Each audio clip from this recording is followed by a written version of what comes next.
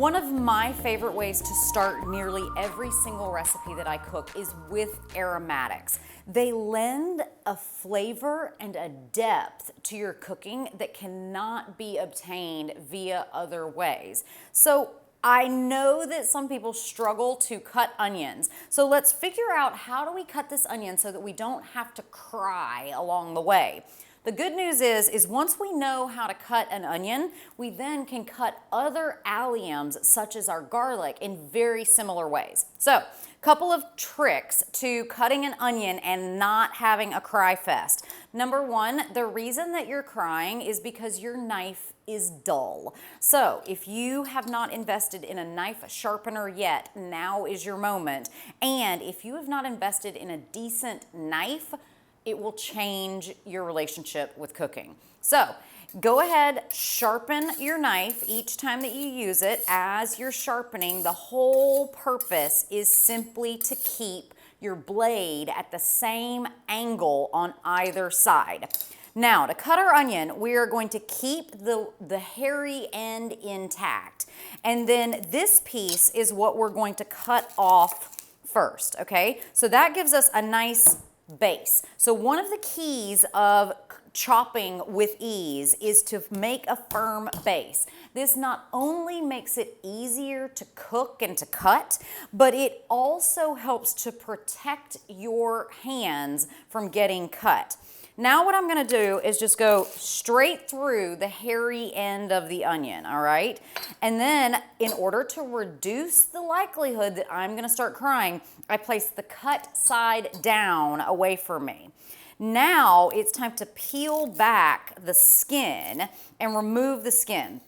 It can be a little bit annoying because the skin on all alliums can be a little bit sticky, but it actually means that there's more flavor because the essential oils and the waxes that are making the onion or the garlic or the whatever it is sticky are actually very, very flavorful. So I've got half my onion peeled. I'm gonna just peel back the other half. You can get a little bit assertive with this, especially if you've got, so this one, I'm actually gonna take off an entire layer because it's got some spots that just aren't beautiful on it. So just peel back one whole layer of the onion and just tear it off, you know, easy peasy.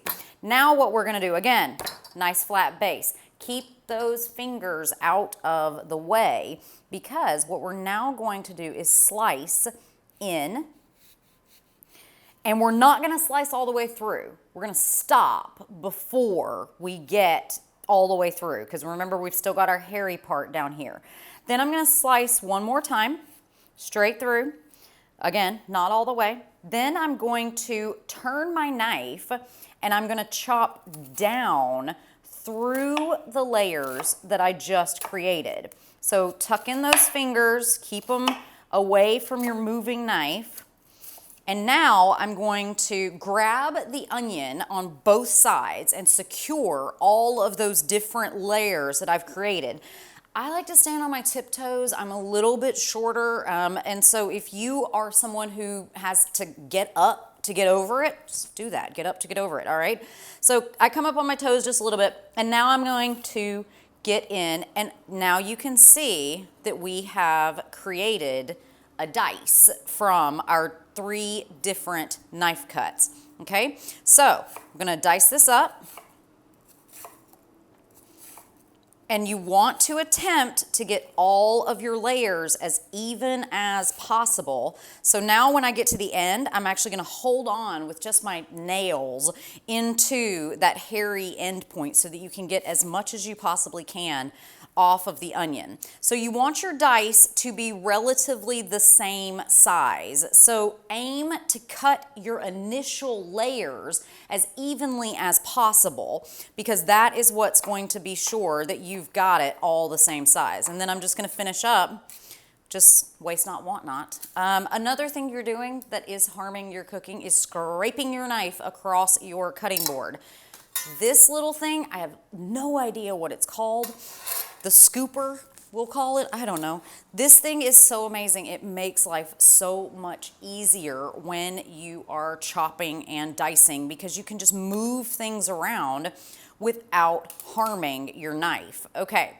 Now, I said that once we knew how to do an onion, now we can do something that's like garlic.